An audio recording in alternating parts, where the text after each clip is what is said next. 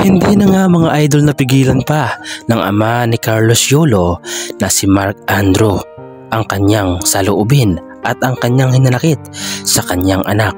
At dahil nga mga idol sa mga hindi magandang pagkakaunawaan ng mag-ama at ganoon din ang ina ni Carlos Yolo, ay napapadalas na nga mga idol ang pagla-live ni Mark Andrew na ama ni Carlos at upang dito niya ilabas ang kanyang saloobin at ang kanyang hinanakit.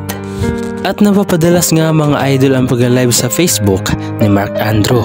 At sa pagla-live nga niya mga idol ay hindi niya napigilan na magbigay ng reaksyon patungkol nga mga idol kay Carlos Yolo na kanyang anak at ganoon din naman mga idol kay Chloe na girlfriend ni Carlos. At sa kanyang reaksyon nga mga idol ay nagsabi si Mark Andrew na ipagdasal na lang di umano natin si Chloe at ang kanyang girlfriend na si Goldie.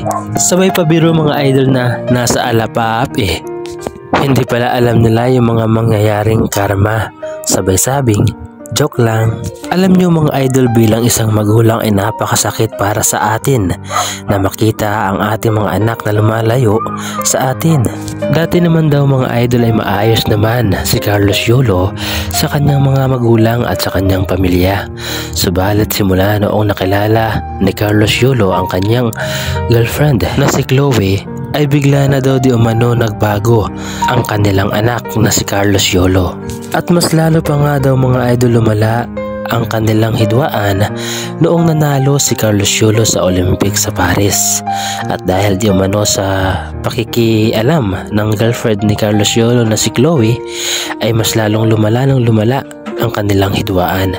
Imbis na ayusin ang kanilang gusot sa pagitan ng kanyang pamilya, ay mas lalo pa daw di umanong ginagatungan ito ng hindi mga maganda. Kaya naman ang mga magulang ni Carlos Yolo ay mas lalong sumama ang loob sa kanilang anak, dahilan para makapagsalita sila ng hindi mga magagandang salita. Subalit imbis na pakalmahin ni Chloe ang sitwasyon, ay mas lalo pa itong lumalala dahil gumaganti din si Chloe ng hindi mga magandang salita at tila nanunumbat pa na kasalanan di umano ng pamilya o ng mga magulang ni Carlos Yolo kung bakit nagkakaganon ang kanilang anak. Subalit hindi tila naiintindihan ni Chloe na kung bakit nagkakaganon ang mga magulang ni Carlos Yolo ay dahil ayaw nila na mapalayo sa kanila ang kanilang anak. Bilang magulang ay napakasama o napakasakit ito para sa kanila. At ayon pa nga mga idol sa ama ni Carlos Yolo ay hindi siya titigil sa pag-post at sa pagla-live sa Facebook para maunawaan ni Carlos Yolo na mali na ang kanyang ginagawa at para matauhan na rin ang girlfriend. Hindi na rin tama ang kanyang ginagawa na panggagatong ng hindi maganda sa kanilang anak. Tunay nga mga idol na ang pera sa mundo ay nakapagbabago ng ugali ng isang tao. Ang iniisip kasi nila kapag nakuha na nila ang malaking halaga ng pera ay kaya na nilang gawin ang lahat. Kahit magulang ay kaya nilang itakwil, kahit magulang ay kaya nilang ipagpalit sa anumang bagay dito sa mundo. Ang hindi nila alam, ang mga magulang ang dahilan kung bakit sila nandun sa posisyon na yon at kung bakit narating nila ang kanilang tagumpay.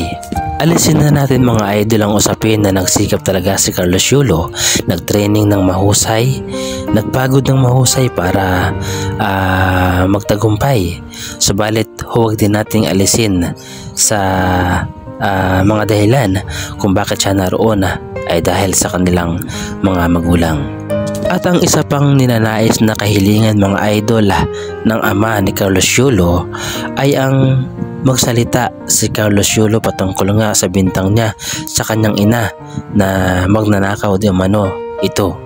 Nais ng ama na malinis ang pangalan ng kanyang asawa sa pamamagitan ng paghingi ng paumanhin, paghingi ng sorry sa kanyang ina. Ngayon pa man mga idol, hindi naalis ng ama ni Carlos Yolo na balang araw ay magkakaayos din ang kanilang pamilya. Kailangan lamang mga idol ng tamang panahon at tamang oras para tuluyan ng magkabati ang buong pamilya ni Carlos Yolo. Kayo mga idol, ano ang masasabi ninyo patungkol nga sa mga reaksyon ng ama ni Carlos Yolo sa mga banat niya sa kanyang anak at sa girlfriend nito na si Chloe. Tama ba na husgahan niya ang kanyang anak sa pamamagitan ng social media? At tama din ba ang ginagawa ni Carlos Yolo sa kanyang mga magulang na itakwil ito at hindi pansinin, lalong-lalo na ang kanyang ina? Magbigay ng reaksyon at opinyon sa ating comment section.